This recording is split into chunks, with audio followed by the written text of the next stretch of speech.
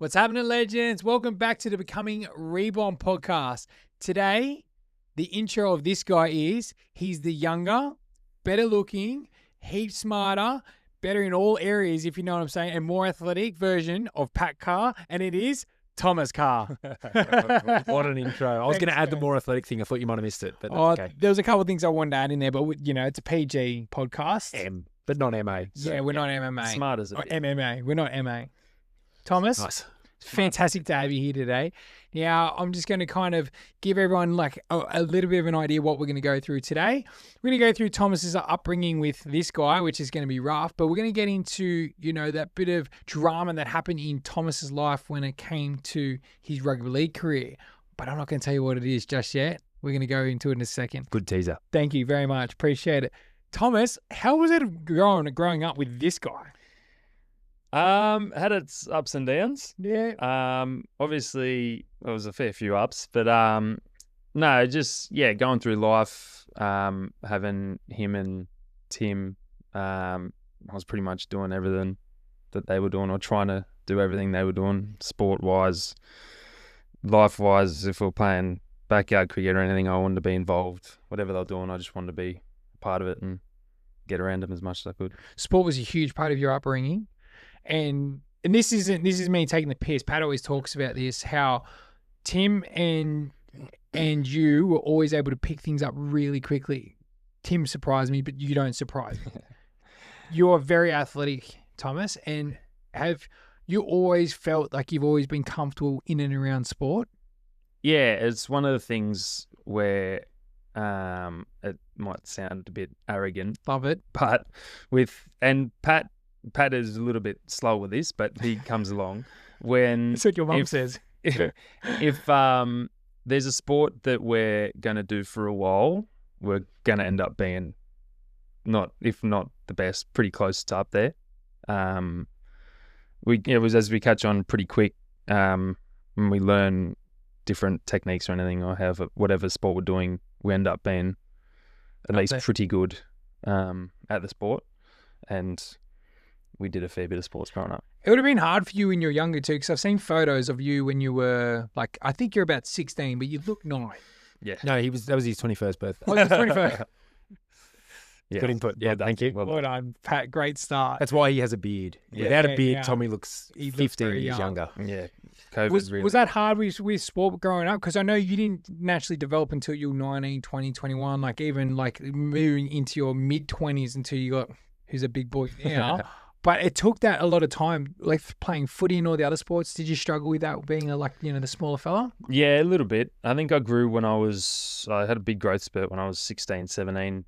When my back wasn't too good, but I was 70 kilos wringing wet when I was about this height. So I just kind of, once I grew to this height, it took me a while to sort of realize like the speed that I was getting, and not really the strength, but I had to sort of work for the strength. But once I did that, I sort of just had to put weight on, and it was a bit of a struggle doing that, trying to play every sport under the sun. I saw that as a massive benefit and a blessing in disguise from Tommy, and you do see it out there. Tommy growing up didn't have a lot of physical, natural gifts. He was always kind of tall, lean, skinny, didn't really have the speed or the power or the strength. So Tommy, especially with his rugby league career, had to develop a lot of other skills and had to develop a strong work ethic. You and I talk about it a lot, Trav, how many kids that you see, and anyone who's played sport can probably agree with this, who are incredibly naturally gifted and have all the physical traits from a young age. They never have to work at it, and they never have to develop that resilience and work ethic because everything comes so naturally to them. So I saw Tommy developing later as a bit of a blessing in disguise, because then when those physical attributes came to him, hitting kind of puberty and adolescence later in life, he'd already developed the skills and the work ethic outside of that. What were you like at school, Tommy? Were you smart? Smart enough. Didn't tick the boxes. Yeah. Patty the face. I didn't enjoy it. I just wanted to be there for sport. Like I didn't put in effort. Tommy went to year 11 and 12 knowing that he was never going to use any of his high school marks just to play sport. I didn't get an 8 He went to year 12 Good to enough. try and see how many sports he could represent the school in. That is such. Did he? Like pretty much everyone. Yeah. Netball. But there We've was- spoken about this. Netball, volleyball, Ball. water polo. Yeah. Cricket, Yep. touch, Yep. League, tag, union. league, union. Best times of your life, right? Yeah. Dad was stoked. Athletics.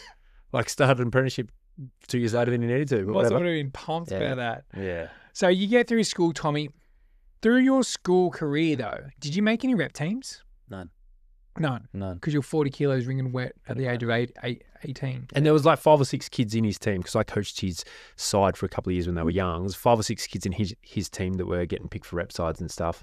And Tommy was nowhere to be seen. And even me as a biased brother was like, he just wasn't there.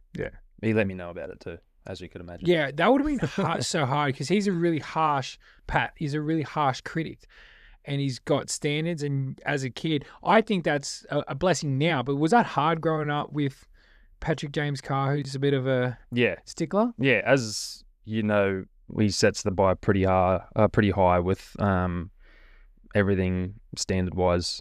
And so I was just trying to get there. And even I remember when I was like 16, 17, like I'd do something, he'd be like, oh, shut up, you're 12. You look like you're 12 or something like that. I reckon I got that for 7 years. He wasn't wrong. Accurate. Yeah. So, So you get through high school, you don't make any rep teams. How many rep teams did you trial through that period? a few. I've tried a few for SG ball. So for Maddies, I didn't trial anything. I think it was just picked off your footy, picked Yeah. off form, and then so you go. I think SG I trialled for Sharks. I think West and Balmain. I think we had one of Paddy's old coaches was in with them and sent him a message, and he got me a few trials. But I think in Bears, North Sydney, but nothing came from that. How good. So when was your first, crack in a rep team? How old were you? So my first year was under 20s, but I was turning 20, so it was the last year of 20s for me. They called me in late because I went down to Helensburgh. Yeah. Did all right in that year, and I'd sort of been spoken about. I got asked to trial, but I went away with Helensburgh to play to versus Canada. Yeah. Over in Canada, just as a sort of a friendly game. And so I missed the 20s trial.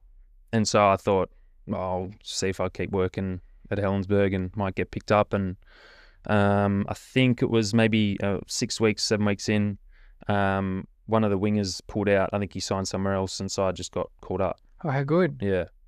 So you get your start in 20s, and that was for Dragons? Yep. When you were down at Dragons, were you still really lean?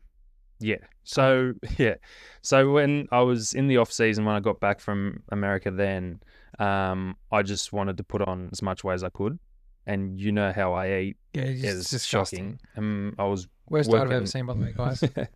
I was working night shift, and I was eating Macca's probably 3 times a night. I remember I went into That's a lot. under 20s. Yeah. I looked like a fat trucker. He got he I got put on chubby weight, cheeks. but like got fat face. Yeah. Did ya? like- Oh, Yeah. really? I was like, And like was getting like Mm. acne and stuff. It was yeah. put on weight, yeah, but it was like, oh, So I got that's to not good. I like like it. 90, 91 kilos, and I'd never done a proper preseason before in my life. And I went straight into probably 6 weeks, 7 weeks into a under 20s preseason. I think in a month I lost like 12 kilos. Because Tommy didn't run much before then. Yeah. Yeah. Just stripped all his fat. And He it was spent all like this time this- putting on weight and it Yeah. just dropped it all. And because it wasn't good, It wasn't good weight. When you're younger, or especially in our generation, there was no really good information that I never looked, so I can't really talk. You would have done the And you worked in research. the industry. Yeah. I'm talking about when I was 16. Oh. When I was trying to put on weight, like all I was doing was like, I remember drinking 2 raw eggs and shit like that. It's disgusting. You can cook them. It doesn't really change that much. Like I saw it on, Yeah, maybe, it's a mental was it in thing. Pumping Iron? Was it in like one of those? I don't know. Doesn't matter. But I remember doing things like that when I was younger because I just wanted to put on size. But we all kind of went through, or did you go through it as well, Paddy, at the start? We put on size, but it was yucky size? Yep. Yeah, or like that. And then you look, you look Yeah, like it's I'm not photos, right. like I look chubby. Yeah. Good on us. Well done to us. So your first preseason, you come in 7 to 8 weeks in, so everyone's fit. Everyone's pretty fit. Yeah, That would have been overwhelming, man. Yeah. Was that the NRL preseason? No. Oh. No, that was so I came in with Benny Hornby was the coach, and we were just getting flogged 5 days a week. And I remember I was working out at Penrith starting at 4 a.m. and then finish at 2, drive down to Wollongong Uni, get flogged, wasn't getting paid. I was on $500 a week, and I was using it all on petrol. That's horrible. But this is the start of what we're going to get into later around what your days and weeks look like. So Yep. you had to start at Penrith at 4 a.m. Yep. Which means you're getting up 2:30 with a 2 in front of it. Yep. Work all day as an electrician apprentice, finish at 2, and then drive from Penrith down to Wollongong to train. Yep. What time are you training? 4 to 8 p.m. Yeah. You finish in Wollongong at 8 p.m. and have to drive home to Menai at the It was time. Menai, yeah. So you're getting home at like 9, have to eat dinner and go to bed, and you're up at 2:30. Did that 5 days for- a week, and you weren't getting paid for footy because you weren't yeah, playing it in the was team, you were match just training. payments. Yeah. Oof. And you're getting paid $500 a week as an apprentice Sparky. Wow. Jeez, no wonder you left that. How long have you had the Dragons for, bro? 2 years. What was that? Just 2 years like? Really good. So Hey, Hame? Hame and Dufty and Hosty, we had a Stacked, looking back. yeah. Looking back at it, it was a pretty stacked side. But I think I came in, so I didn't play for the first 12, 13 weeks of 20s. Yeah. But I came in. I remember we had definitely had a stacked side, but it wasn't performing. We had big names, so I had some big names that didn't really go on to NRL, but junior reps wise, we had a lot of big names, guys that played schoolboys and stuff, that kind of Didn't gel? got stale. Just thought that their talent would do the work, but pretty lazy. Yeah. I remember we had a week where we lost to someone we shouldn't have lost to. I can't remember. And Benny Hornby got us all in and said, I'm not picking you on your name. From now on, I'm picking you on who trains the best. And that's when you get your start. That's when I got started. Hey. So I remember we did, Big Tommy. we had so this is when I dropped all this weight and I could actually run Yeah, long distances. Makes We had, it easier. I remember we did a 4 and 5, so 4 laps in 5 minutes. They're yuck. No 3 one and likes that. 4, 2 in 2.5, and a 1 in 1, and then we went back up. Oh, and did they not tell you you were going Didn't, back up? No, they didn't. Word. They didn't tell us what was coming next. They just said, "All right, we got a 4 and 5," and then once we all finished that, all right, 3 and 4, and then did that, went back up, and then we went up to the weights room. I remember we did our weights. We're all going to go. Called us in, and we all had to do a plank. And he just sat there. He goes, everyone lined up in the plank. It was about 30, 40 boys all lined up in the plank. And he goes, no, just stay there. I think 4 of us made 10 minutes. And we all played that week. I think 3 of us weren't normally playing, but all 4 of us played that week. And we ended up, we lost, but it was a decent side, but we ended up beating. Wow. Benny Hornby. Yeah. Like that from you, Ben. Ruthless. Yeah, he was pretty ruthless. I think a few of the boys said, obviously he wasn't the most powerful or explosive or fast bloke on the field, but he had effort and he was pretty mentally tough. His IQ was pretty good too. Yeah. So you had 2 years there. What was the second year like? Pretty good. So obviously did pretty well in 20s. I got I guess a contract extension, did a train and trial deal with first grade. Without having a full pre-season, going into an NRL pre-season kind of rattled me a bit. I remember my ankles and knees were shot all over the place, so much running that I wasn't really used to. Then did all right, and then played at Cutters, was in and out of Illawarra Cutters that year. Obviously, when first grade's pretty solid, everyone gets dropped back. And there wasn't really many injuries in first grade, so I was in and out. But with guys on a higher contract, they're always going to get picked over. Yeah. We know that story way too well, don't we, Yeah. Thomas? Yeah. So you have 2 years and then you get another contract at another club. What was your next club? Bulldogs. So went to Bulldogs. It was a 2-year contract. First year was pre-season, then part-time. And second year was full-time. I was on a development contract, so full-time for the whole year. How good. First year at Doggies, how'd you find the training first up? And then, because the Doggies are notoriously known for having ruthless training. And then what was your season like as well? First year was pretty good. It was one of those things where I thought the more I did, like the fitter I'd be. So I was trying to play Oztag and stuff outside. And when you're doing full-time training, it wasn't really too good. I was pretty bad. I was getting patella tendonitis and everything that you could get. But it was pretty rough, especially with Desi Hasler there. He's pretty brutal and would mind a spray or two. Yep, love that, Desi. But yeah, him and Tony Grimaldi, his coach, who's probably would be one of the fitter players in the comp. Grimaldi's notorious for being like one of the fittest players ever as well. Like he's got a really... I remember Daniel Holsdorf telling me a story about there was a night when DJ didn't play in the game. So instead of making DJ like do they, they'd make you sometimes do like efforts after the game and stuff like that. Yep. He made DJ run back to the hotel. I don't know how far it was, but they had to do something along every kilometre or something that DJ was telling me as well. But Tony did it with him. Yeah. So you jumped Lunatic. Just for fun. Just why not? Let's just go do that. So you're playing at Bulldogs, you're getting hammered, because I remember that era too when Des was there. Like they were ruthless with the training. But you also, is this when you started doing personal training? Yeah. So the first year at Dogs, I did my PT course, as you guys will be doing. Well done. Great plug. Yeah. Thanks. Appreciate that. So yeah, did it. I think it was once a week. We have Wednesdays. We'd go in. It was pretty light at training. It was like a down day. We'd do just a bit on the field, a bit of weights, and then we'd go into to like a little classroom. There was 4 of us, and yeah, we'd do our PT course in there. How long did it take you boys to do it? About a year, if that. We'll do it in 5. Yeah, months. That's what I was going to say. Sorry. Yeah, I think that was once a week. I don't know if you guys will be doing more, but we'll figure it out. Yeah. We're freaks. Yeah.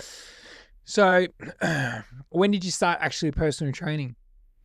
I hadn't really finished my course. I started training with Matty Soccer at F45 in Darlinghurst. Yeah. And I was doing that, just sort of started helping him out, but he was also probably helping me out with a bit of PT prac, I guess, that I had to do.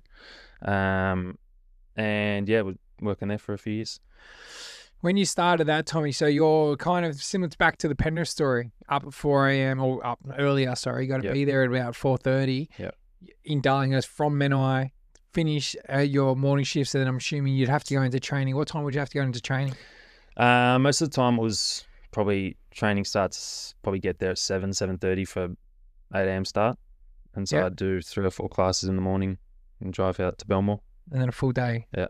And Same thing the next day. I'd go back in the other. Yeah. PT in the other. Darla, yeah. Oof. That's yucky. So what were you doing then to get through that? Because as you guys know, I don't enjoy coffee. I don't like the taste of coffee. And so I was having pre-workout, which I thought it's obviously better than having a Coke or a few bottles of Coke before training. Yeah. Just having pre-workout just to stay awake while driving. And this is in your second year, right? Yep. And we'll touch back on why we're bringing that up in a second, but Bulldogs going to run that. Your team, reserve grade, right? Yep. Going to run. Yeah. You're killing it all the way through, and then it gets to semi-final. But I wasn't playing. I hit my ankle. Your ankle. Okay. Okay? I did my ankle twice. So after the game, run us through what happens. So I remember I came back from my ankle and I was fit as. I was playing really good. It was probably the fittest I've ever been in my life. Were you top class scorer? Not that year. Tell everyone it was. Oh, yeah. But you were solid in the team. You had your spot. Yeah. So I came back and I had about 5 weeks where, again, sounds arrogant, but I played really well. I killed it. And was playing really good. Got to the semi. I remember we versed Penrith, who were pretty stacked. They ended up winning the comp that year. Oh, sorry, no, they didn't. They ended up making We end up knocking them out, but we lost to them, and I got a call. So I had a drug test a few weeks before when we versed Warriors at Belmore. Same thing, played really well. I think I scored 3. Little trifecta. Whatever. Played really well. We won. They were a pretty good side, but we all played pretty good. And I got drug tested, and thinking it's fine. Obviously didn't really think of anything. Thought it was sweet. But after the Penrith game, I remember it was a training. I think it was a Monday, and I get a call saying that, my drug test came back positive. You would have been spinning, like, just to kind of give everyone a bit more context about Thomas. He's proper clean skin. Like, all he does is just training, eating Macca's and KFC. Like, that was his drug of choice. Yeah, pretty much. So they come back and they go, it's tested positive. You'd have been like, come on, man. Yeah, it was. So I answered. It was a call from I can't remember her name, Jane or something from Asada. Jane, bloody Jane. And my heart sunk when I got told that. They said it's come back positive. And it was kind of one of the things where I hadn't been in that position. I don't know, like, obviously how bad it is. And she said it could be out for up to 4 years. So when you tested positive, it was found to be something in a pre-workout that you were having. At the time, the club provided all the players with supplements. Yes. And the club said, take the supplements from us. They're sweet. Mm-hmm. Don't go out and source your own because you don't really know what's in it. Yep. At the time, what happened in this specific instance? So it was when I was still working. I got the pre-workout at the start of the year. From the club? No, not from the club. Not from the club. Not from the club. They were taking a lot of body science stuff. I had some pre-workout of that before, and it wasn't really that good. And also that I used, it's called C4. I used that pre-workout in under 20s, and I got tested with it, and it went through fine. So same thing, thought it was sweet. So the ingredients in that pre-workout that you were taking were clear. They were all clear. So what happened? So, and they pulled this up on the trial when I went through the trial. In court. In court. I looked at the back. At the time there was a website where you look up the ingredients. Now it's an app that you look up the certain supplement. On the back, I looked them up. In the court, they said, "Oh, when did you get this?" I had the receipt of when I got it. That's impressive. You get the receipt. It was for tax purposes. So. Love that from you. Yeah. So got up the receipt. I said, "This is when I got it." Looked at the date. They showed on the big screen, and I guess I could imagine that's when a lot of people get caught out because they showed up on the big screen. They looked up the website. They just went to see if I actually looked it up. Every ingredient on the back was looked up. So I looked up every ingredient that was there on the... So what you mean there is they can track the people that actually search for these ingredients on the website. Yeah, I don't think the people, but definitely the day. So It's like when... I understand. When do you reckon you did it? I did it this time. They looked it up and it said search results for this day. And it was all there. So you could have someone go in there and say, I searched for these ingredients to check if they were on the banned list or not. Yep. And they find out the day that they bought it and they go through the search history and then they go, no one on that day searched for those ingredients, so they can call people out. Yeah, exactly. But in your instance, they brought it up on the big screen and they found that those ingredients were searched for on that day. Yep. And all the ingredients that were said to be in this pre-workout were cleared by ASADA as legal. Yep. Why did you test positive? So it came back to it that it was a contaminated batch. So that's a stitch up. Yeah, there was stuff in it that wasn't actually on the back. It hurt a bit. Yeah, that stings me now. Yeah. I get that. the two things that we looked them up, and we also got told by the ASADA people, the two things that were, I guess, the two substances that were in there were meant to help my lungs expand. And I just had probably 3 or 4 months doing cardio after being out on my ankle, and I'm a winger. I don't really need to expand my lungs. You know what I mean? Endurance isn't a required skill to be a good. Yeah, exactly. If I'm playing in the Drag middle, racing maybe. car. Yeah, Power. yeah. Give me 100 meters easy. That's done. But yeah, I don't want to. Not Right. effort on effort. I don't need too many things. So when you get the call from ASADA that says you've tested positive for this drug, that doesn't immediately lead to a suspension right then and there, does it? No, So what's the normal process there? You were free to play. I was free to play. And obviously I knew we had a pretty good team, pretty crash hot team that year. And I remember getting the call, was a mess. And then I just sort of had to think, are we going to win the comp? Am I going to score a try and win the comp? If I score a try, does it come back on me, comes back on the team? I didn't want to be a reason to sort of deflect our team from winning a comp. Your thought was your team could potentially win the comp, you could score a try, and then have it come back that there was a drug cheat in this team, Exactly. which is then a bigger headline than your team actually winning the comp. Yeah, exactly. So First even mentality. though you were free to play because there'd been no suspension handed down or no trial, what did you do? So I stood down, which hurt, but it was obviously right thing for the team. It didn't come out, so I didn't know how long I was suspended for 14 months. Yeah. So you didn't get your sentence for over a year. Didn't get my sentence for it. So you could have you were within your rights to continue playing because you voluntarily stood down because you didn't want to impact the team. You then went 1 year and 2 months without playing voluntarily. Yep. When you took a substance or a pre-workout that had all the ingredients cleared as legal. Exactly. Jesus. It's a tough pill to swallow, man. Isn't it? Especially when you're pretty much a teetotaler. Like there's guys in NRL squads who you kind of, if they get done for drugs, you're kind of like, that's not really surprising. But When you're it's someone something that like- has never taken a drug in your life and very rarely, if ever, drink, especially at that time, and then that's the person that gets done. I often had this conversation back when this was like all happening and people were like, oh, like, what did he get done for? I'm like, oh, like it was someone his pre-workout. And I go, you need to meet Tommy for 30 seconds. And once you do, you'll be like, there's no way this kid would do anything to cross that boundary.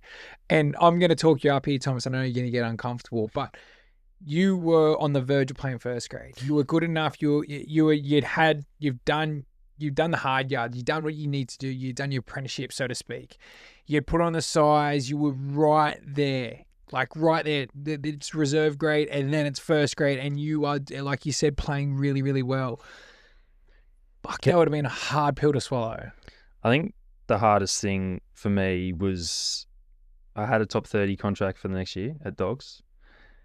And not necessarily that I was better than some of the players. Can I flesh this out? Only because you might be too humble to mention it. You had your spot on the right wing in the Bulldogs reserve grade team. Yeah. When you stood down, a guy named Jaden Okenberg took your spot on the right wing. Oh, that's right. He was, at the time, considered below you.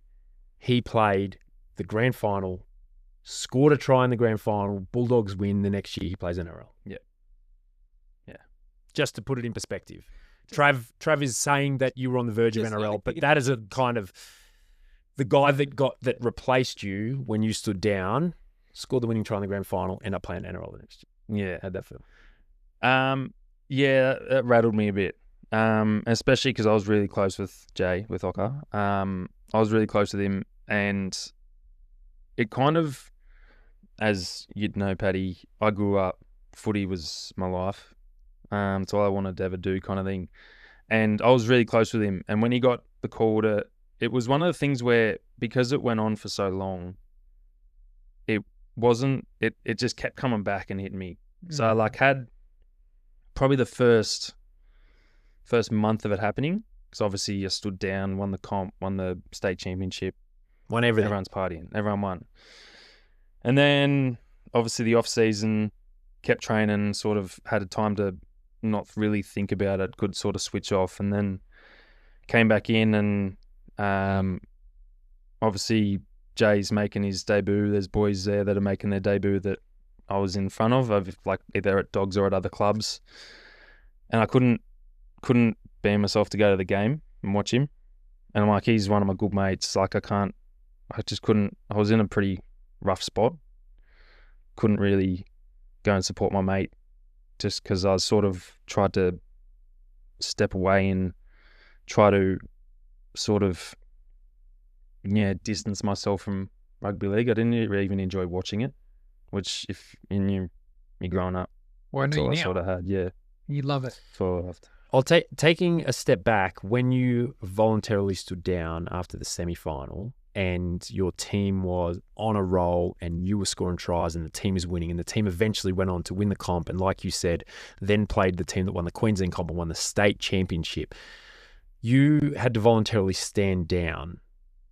Were you able to tell the coach and the other players what had happened? No, couldn't tell him anything. Couldn't train with him.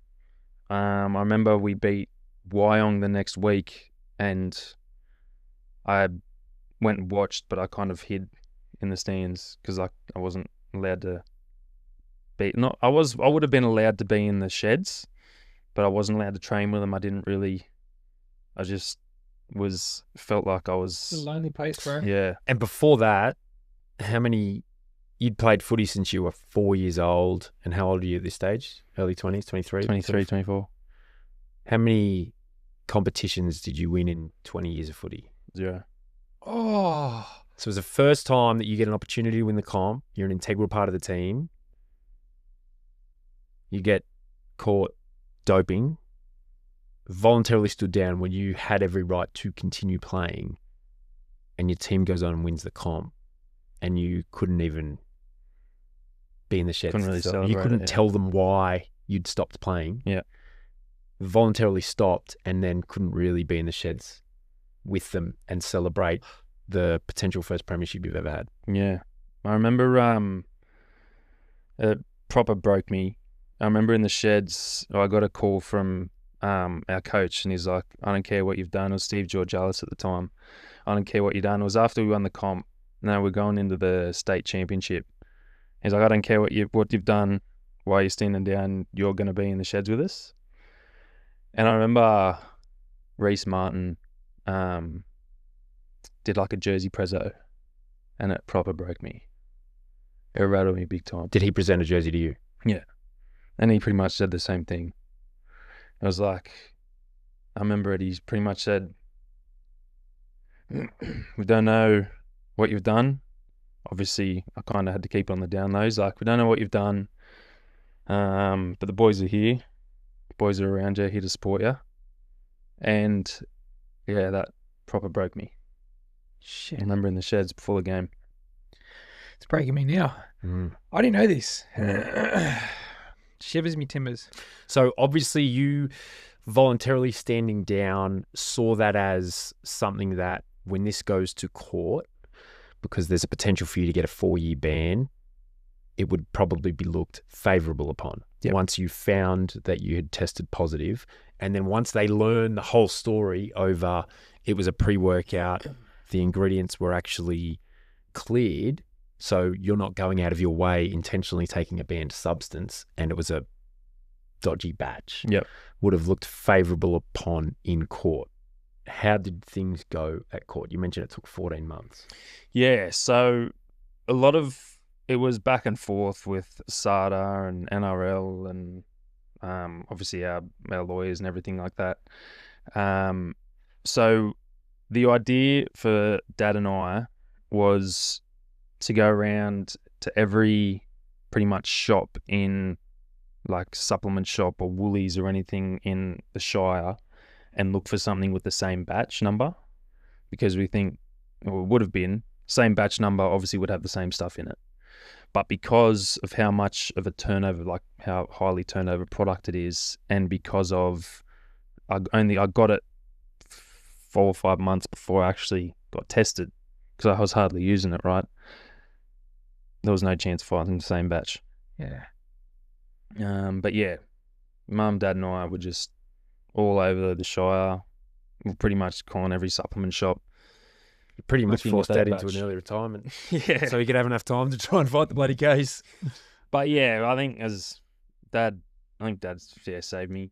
He I remember giving him that call about what happened, and he was away on a golf trip, and he pretty much dropped everything to come home and be with me. I remember he said to the family that after the call, we pretty much said how he knew how bad I was, and he said pretty much if you have to, or if you can, drop what you can to be around him. I remember the call. And yeah, I think that saved my life. Mm. Yeah, it's the first time I've kind of spoke about that. But yeah, man, that was rough. Well, I didn't know that. Yeah.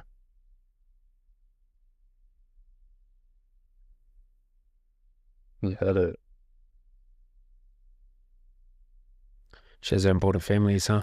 Oh, But yeah, obviously I kind of kept that in the down low, because I don't really like talking about that stuff, but Yeah, when it's your life dream, yeah, that then hurt. it gets taken away from you. that's when you started working at Reborn, right? Yeah, I was working here once a week, and then you got me on full time. What a time to be alive that was. Wasn't really doing much as a personal trainer, was he? Yeah. That's okay. Yeah. Just get him in. Fix a roll or something. Got me around the lads. Yeah. Shit, Thomas, I didn't we've obviously spoken a lot about a lot of these things. Yeah. We've never had that conversation. We decided to drop it in when we're filming. No, I remember when Dad called me and he said, "You're the first person I'm calling and I'm telling this to because of how close you are with Tommy." And he said, "This is what's happened. You know how much playing NRL means to Tommy. You're the closest person to him on this planet. Don't let him be alone. I don't know what he's going to do. Don't let him be alone." So we hired him full time. And never let him out of us. That day, I went straight over and I'm like, I don't remember what we did, but it was like, we're just doing something. You tried to give me out of the house or something. Oh, wow. And that next 14 months was tough, Tommy, because I was there with you going through that. And I remember going back and forth and like, how's this going, And it was one of those things where it's like logic was just thrown out the window. That was the most frustrating part about it. It's like the facts are here, right? But you were still looking at 4 years that whole time. Yeah. I think best case scenario was 18 months, right? Yeah. Or it was 18 or 20 months, something like that. Best case. Best case. And Tough that pill to pisses me swallow. off because, like, respectfully, like, there's people that we've seen this type of thing happen to, and it just gets cleared. And you're like, like, really? But Thomas, of all the types of people that it happened to you, see, you get through that 14 months, day of the court, run us through what happens, what you end up getting, how many months? So I went into New South Wales, like Centre of Excellence. It was in, just in near ANZ Stadium. And it was pretty much 4 hours of them. They had 5 lawyers just ripping shreds into me, just trying to ask different questions, asking it a question in a different way, just trying to get a nudge in my story that's wrong, just so they could pretty much attack me. That's when they pulled up the Search results. the list, yeah. Because it's kind of like, as I said, that's normally, I reckon that's when they get people. They'd be like, oh, did you do this? Oh, yeah, I looked it all up. Well, no, you didn't. It's up there. Yeah. But they looked like, and I don't know if they'd looked it up at that Right. time, prior. I don't think they would have, because I don't think they would have seen the receipt. Showed them the receipt. I looked it up. They're like, Yeah, righto. So it was about 4 hours of them tearing shreds off me, pretty much. 4 hours 4 hours of on the stand. You didn't like talking Yeah. for 4 minutes. Yeah. Yeah. So yeah, that was pretty rough. And then obviously they came to a conclusion that I didn't do it on purpose. So I got 2 years, 24 months. So a reduced sentence, but you were always going to get suspended because that substance was in your system. Yeah. I want to give you an opportunity to give a shout out because Dad initiated a lawyer Yes. and classic Maury Carr went straight to the top lawyer. So this was the lawyer. It was the lawyer that got off Maury. he got the Sharks off. You know how the Sharks went through their Asada case with Stephen Dank? He was the lawyer that represented them and got them off. And it's like they were actually guilty and they got off with a 2-week suspension instead of 4 years or something like that. So he went to that lawyer and the lawyer's fees were something like 10 grand a day. Yep. And then it was a bit Grand an hour. like, this is pretty important, but like, I don't know if we've got that much money. Yeah. And so he looked into the case and it was like, Dad was like, I don't know if we can afford him for 14 months on 10 grand a day. Who was the lawyer and then what ended up happening? So Dad was chatting to him a fair bit before it all. His name was Andrew Coleman and he had I guess you could say like a offsider guy helping him, Anae Daville. They wanted to have a chat with me. I came in, he sat me down, had a chat with me, and Dad heard the story. Same thing, was probably like an hour and a half of chatting. And he said, we believe in your son. We're going to do it pro bono. So For free. for free. So they represented him for free. Like I said, meet Tommy for 30 seconds and you'll know. Wow. So probably the most expensive kind of sports lawyer in the country learnt the story and said, we're going to represent you for free. Yeah. So you serve your 2 years, Tommy. Come back with let's talk about the game. You get one game. It literally landed on you could play one game at the end of that season. Yep. Where was that area? I was out west somewhere. Ringrose Park. Where was that? Ringrose Park. Wentworth. Ringrose Park. So if it was a day earlier, I could have played 2 games and played semis. But Because you could only play one game, you weren't eligible to play semi-finals for that team. yeah. But we all came out. Yeah, because you were able to train with them, say, for 3 months prior, right? 3 months prior, I could train with whatever team, but I couldn't play till that day. Yep. So you trained with and then played for Cronulla Carringbar in what competition was it?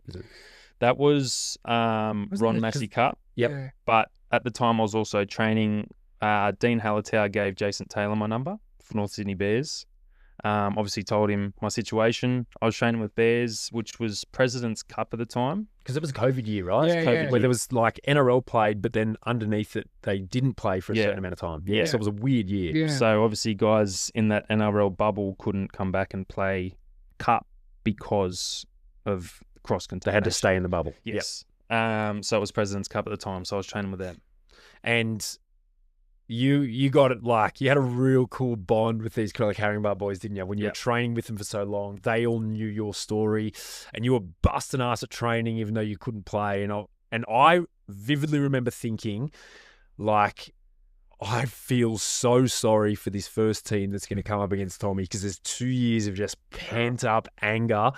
Who were some of the boys in that team that you got on with? Because that was a mad bunch of boys, eh? Yeah, and it was some of the boys that I've already played with at Dogs. It was a stacked team. Yeah, so I think right now, well, there's 2 playing NRL that weren't at the time. So Bronson Garlick and Bailey Hayward were in the team. You had Michael Leisha, Nessie, Hatatonga Cal, Tataha, like blokes that... James Spencer in that team. Spence played a few games. Shout out Spence. Love Probably that guy. broke a few arms of swinging arms or something. Guys that are playing overseas, Ryan King now, like blokes that are pretty good. Pretty good. And Tommy, I'm not going to ask you about the game in particular. I'm going to ask Travis about how the game, because you're going to be too humble. But your first touch when you came back, I can still remember it. Tell me what happened. I want to get your view on this. So, obviously, I've had 2 years to think about how I'm going to come back. A lot of time to think. And I want to preface this by saying you were never a big guy. No. Your jam was speed, agility, get around someone, not through them. Yeah. So I just thought I'm going to run as hard as I can at the biggest bloke on the field. And you got it off a kick return? No, we had a kick off, and I think it was second or third play. Yeah. Yeah. And what happened? I broke his arm. Found my front. Got a penalty. Had to put that in. Found Yeah. front. Found my front. Got a penalty. Broke his arm. I think he was players. Broke a kid's arm. It was a giant. You broke an enormous human's arm, but like I think it was a solid contact. Yeah. You didn't run over him, Yeah, but like he got me, but it was a whack. yeah. And I remember like saying, "Go, Tommy," and then said, "Ooh." Yeah, it's like, oh, like his head went back, but then he kept going. Like, oh, And I was next to Is Dad, it and he went, "Oh, Tommy just got smashed." And I went, "No, look, found his front." There's not Because many you did, times. found your front. Yeah, you certainly did. And then you got up and played the ball, and then I was like, no, Dad, Tommy didn't get smashed. Look at that guy. And he was like holding his arm, limping off. Don't know why he's limping, but No, he hit something else there. He got me. He All right. he hurt me too. So that was the first touch. Travis, I'm going to throw to you because I reckon even above me, you're Thomas Carr's biggest fan on the planet. Definitely big fan. above Breezer. How did the if you could sum it up in 30 seconds, how did that game go? So every time Thomas got the ball, he looked likely to score. And you know what? He ended up scoring 4 times. 4 times after having 2 years off. And the best part was I remember the first run you got, your long run. I think it was your first try. I think you might have set this one up or you scored. It was either or. We can still remember it. That's sickening, isn't it? Yeah, Like we weren't even playing. No. We can still remember You're how about it all 20, happened. 30 meters out from your line. You're a right hand. You're naturally holding the ball in your right hand, but you went to the left. And I'm like, oh, that's going to be hard. But you were that fast that you literally just ran around them and then straight down the outside. And I remember running down the outside with you, and Ace and Mace were running next to us, and we watched you score. I'm like, oh, he scored into his first one. And there's like, bang, you scored another, scored another, scored another. And there was the one right at the end where I think it was Leisha was at hooker. Or someone was at hooker and they dumped out and they make it a little bit heartbreak, and then next thing you know, you get it. But my favourite part was, and I love this, you get to the fullback and you eye him off and you look at him and you just go, I'm going around you. Boost. And you just and he didn't even get close. Didn't get close, and then ran around him and made him put the ball under the sticks. And that was your first game back in 4 years. You had my family there, Pat's family there, Breezer's family there. your Breezer's family, and obviously your parents are there. You had half the crowd. Yeah. There was some of the boys from the gym were there too. Yeah. Yeah, it was sick. Yeah. And then I still remember when the game during the game, Bree, your now wife, then girlfriend, was saying that you'd had a dinner planned with her parents after the game, which you expect to do. But Paul Breezer didn't really understand, I think, the magnitude. Fantastic. That's what I was looking for, Travis. So the game ended and you guys won, obliterated them. You scored 4 tries. The guys that you've been busting your ass with for the last 3 or 4 months, unable to play, kind of got to celebrate your first game back with you. In the sheds, you were having the absolute time of your life. And I remember going up to Dad and saying, Tommy needs to enjoy this afternoon and night with the boys. Yeah. And he got, as soon as I said it, he got it. And he goes, yeah, absolutely. And I said, he's got a dinner plan with Breezer's parent. And he goes, oh. And I was like, going to Dad, because Dad's really good in these moments of like, how do we communicate this? So we had to pull Breezer aside and go, look, I know that there has been a dinner planned. Normally, I'm all for that. If you say you're going to do something, you're going to do it. But Breezer, respectfully, I think we need to give Tommy this night with the boys. Yeah. How was that night? Yeah, it was good. We didn't go out and get... No, sorry. I made that sound like it was a piss up or something, but it was more just enjoy the next couple of hours with the lads. Yeah. Get on the bus, even if you only have a couple of beers or something, but just really enjoy it with the boys. Yeah, for sure. And I think, like, a lot of the boys got around me. Like, as soon as it finished, they all got around me. Everyone was taking photos of me, and as you know, like, with guys that have past NRL and like future NRL players were all taking photos of me. They all wanted to be a part of it, which was really cool. And yeah, it was just sitting in the sheds for about an hour after the game. We had a few beers and I was just sort of thinking, yeah, that's back. We're back on, kind of thing. Love that. So you played that game. You already had your contract lined up with North Sydney. Yep. With Jason Taylor. Is that the year that you met the infamous hottie Manu? No, I met him at Dogs. Oh, you already met him before that? Yeah, I knew him at He was at Dogs when Tommy went through all that. Yeah. I didn't know that. Yeah. Well, you get to reignite that flame with Manu at North Sydney. Yep. What a time to be alive. What was your preseason like that year? It was good. Getting back into it. It was. I remember we were training out at I think Western Sydney Uni, and it was good. It was they had to get the body used to getting tackled every day, yeah. every day again. Wasn't full time. Was just with Bears, so I was 3 or 4 times a week in the Arvos. Because that's when you introduced me to New. Yeah. Yeah. I think it was the second year. I was with New. I think second year New came. You had Norths for 2 years. Yep. So that went quick, didn't it? Yeah. I might have been 3. Jesus. That was a long time. Nice dude. Because I remember we played a few games and then it got called off for COVID. I might have been 2 years, including that COVID year. Yeah, it was. It was. And then who was top try scorer? I was. Thank you. Top try scorer of the comp in reserve grade, right? Yeah. And still didn't get a start in the NRL. That's They're okay. dogs. No, I'm talking to Who were those? coaches being Roosters, dogs. Roosters. You got a preseason with Roosters in the next year, though. Yes. And then, so no, it was 2 full years with Bears. Yeah. Because Because I remember your preseason with Roosters and you went to Byron. yes, Byron? Mullumbimby. Yeah. Yeah. And I was 18th, 19th.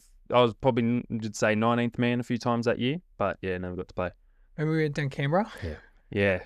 You boys came down to Canberra. No, to Paddy came down. me, to Sock, and Breezer. Yeah. Yeah. And it was cold. It was a Yeah. Canberra night. Yep. So Tommy got the call that he was going to be 18th man for the NRL team. It was on a Sunday. And it was a Sunday afternoon at 4 p.m. So it was like, and mum and dad were away. I remember that. Mum and dad were overseas. Mum and dad, who for like 10 years did not miss a game you played, going out to Mudgee to watch you play and stuff. And then they were overseas when you were potentially about to make your NRL debut. Yeah.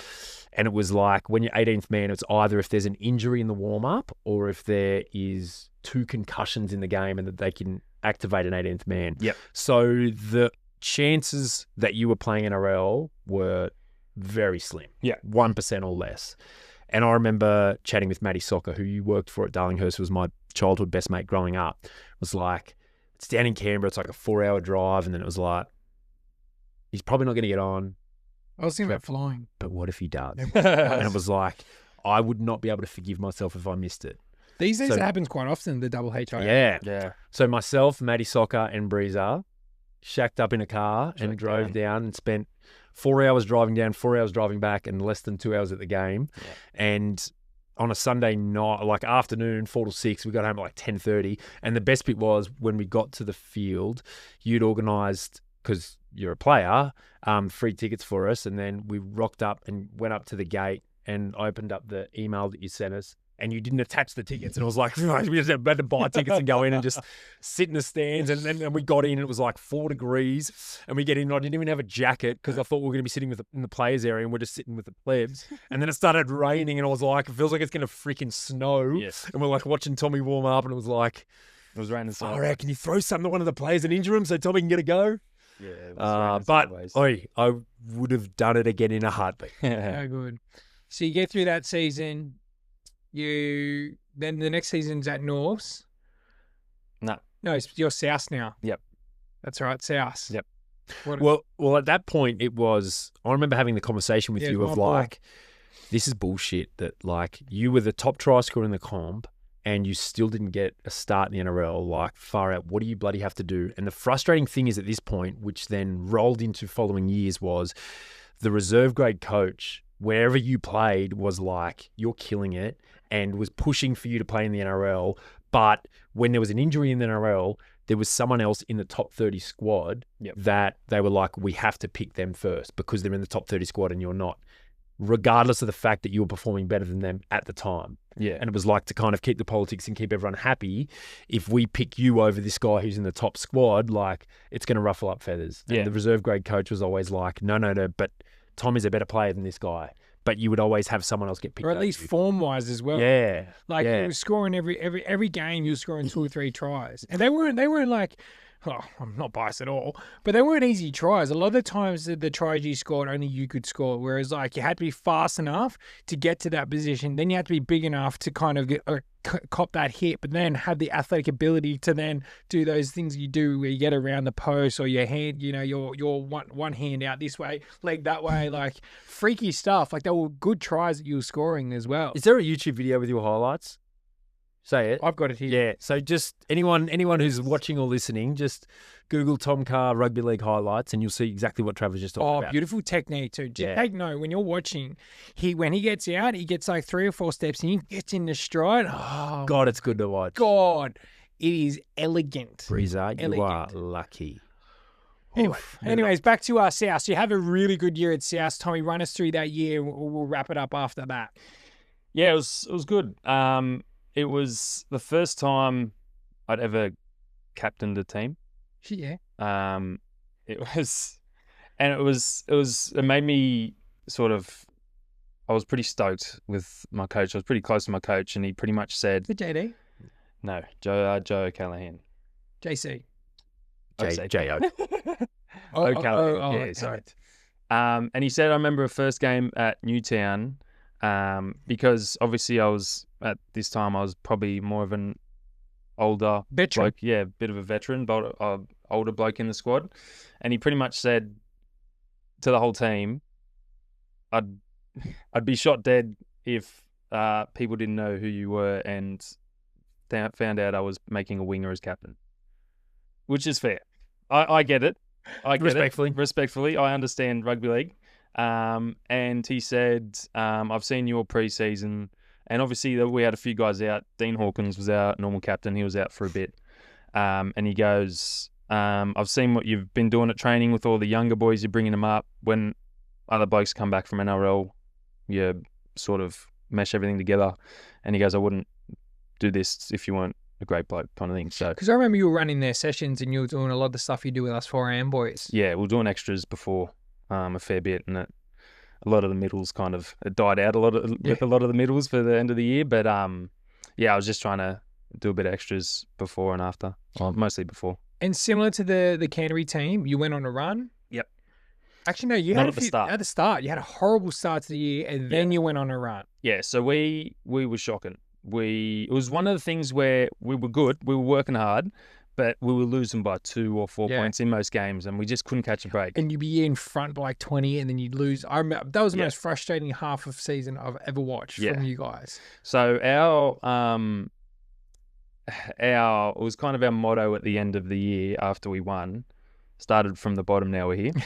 Because there was a point, I think it was round 12 or 13, we were tied last. And you'd only won 2 games or something like that. We went on to win 17 from 18.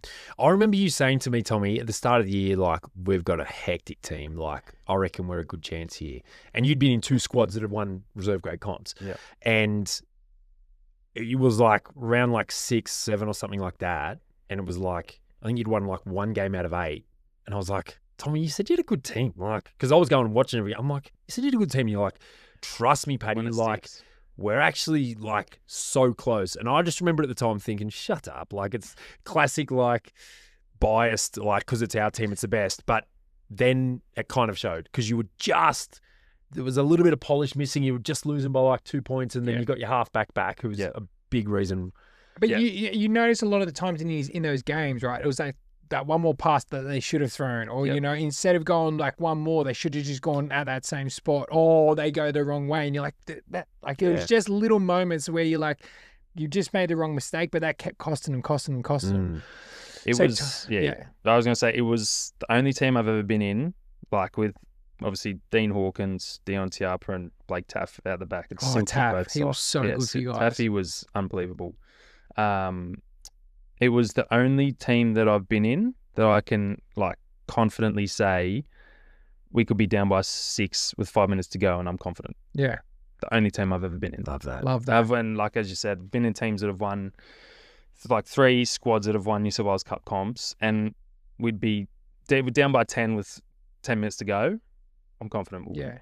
You had that in you. You had was the gay guy out the Jacob out in the left. Was he was center? Changed. Was swap and change. Yeah. So it was either with Gags or Isaac or Tane. Yeah. But yeah, and especially with the cohesion of Dean Hawkins and Taffy, Yeah. unbelievable, untouchable. So you go over the 3, get to the grand final. Thomas, what happens? Yeah, get to the GF. We pretty much scored with, I think, 2 minutes to go to put us in front. Yeah. I remember it. We were there. Yeah. And With Dickie too? Yeah. Yeah. He was End up winning the GF. It was huge, especially with everything That kind of happened. that I missed out on. Yeah, that was massive. It's a big moment, right? You had that 2 years off, then you grind your ass off through Premier League or reserve grade, whatever they call it these days, all the way through, and then you start the year like horribly, and then you go on that heater of a run, and then you get the magical. Because I remember at the start of the year, it was one more year. Yep. That was it, and Yep. this was your last game that you were going to play representative level. Mhm. Mate, that would have felt unbelievable. Yeah, it was good. And it was, to be honest, I don't think I played that good in the grand final. The week after was sort of a better feeling for me. You scored 2 in that one, eh? The next In the week. state championship. It was 2 long field tries from memory. It was 1 long field, 1 dive to the corner. A few of us had some money on you to score too. Just quietly. Myself, Gray, and Bradley Takalangi. We had a bit of money on you at any time try to score. I just remember you being on TV and you, like I was saying before, guys, on the long one, you get out and then you get up into stride and it's just magic all the way through to the try line. So you go grand final, what do they call that thing? The state championship? Yeah. State championship, and that's your retirement. Done. Yeah, Bit of I tweet. felt really good. And it was one of the things where I knew that that was done. I knew that was going to be done for me. But one of the other boys, Buddy Gordon, who is about 50 at the moment, I think he played with He's against my age, you, Paddy, yeah. was still playing cup, and they tried to make it a big thing about him finishing, and so I didn't want to be like, I'm also finishing, do it about me too, you know what I mean? But so I was just like, yeah, sweet, I'll just keep it on the down low. And I remember J-Moz came up to me because he was commentating when the state champs, and he knew, and we spoke about it, and my coach came up blowing up at me, thinking you should have told him so I could make a big deal out of it. But Classic Tommy. didn't want Didn't want to make it about you. Yeah. I've said this to you before, Tommy. I know you went through a really, really tough time through, obviously not being able to play, but I truly believe that there's something that's going to happen to you in your life, and there's a reason why those things happen to you. I don't know what it is, but I've said it to you since it's happened. You're too good of a guy for the world to not repay you for that moment, and I don't know when or how, but I just know that something good is going to really happen to you, because the world knows that you didn't do the thing that you got accused of, like, you had to pay the price for. Yeah. So, and I look forward to that moment. But before we let you go, you got to answer the toughest question ever. You don't have kids yet, but when you do have kids, what do you want your kids to remember you by? Well, I'll sort of throw a spanner at that question. Love it. I'm a big fan of doing that. I'll go off my nephews and my niece, because I was sort of in that spot growing up with Pat, Tim, maybe Alex at some point, but mostly Pat and Tim. I always wanted to do something with them. And I've told Paddy this, like I'll always get amongst them and wrestle them and stuff like that. But it's been lately, whenever they ask to play knee footy on a Wednesday night, you know how big some Wednesdays are. Mm-hmm. I try to show them more energy. Whatever energy they bring to me, they always want to play footy. I show them more energy, and I never say no. So it's like, if they want to do something, obviously probably within some barriers, if they want to do something, I'm going to do it with them. And I'm going to bring as much energy as I can to doing it with them. So like, obviously growing up, I remember being with Pat and Tim. I'll remember those times. That's what I want them to remember. That's hectic. Shot, Uncle. All right, guys. That was a very special one. Thomas, thank you so much for being so open and vulnerable. And like I said in this podcast, I've spoken to Tommy hours and hours and hours on these topics. I've never had that conversation. So I appreciate you sharing that, not only with me, but everyone else as well. Thank you, brother. Appreciate it. Me, boys.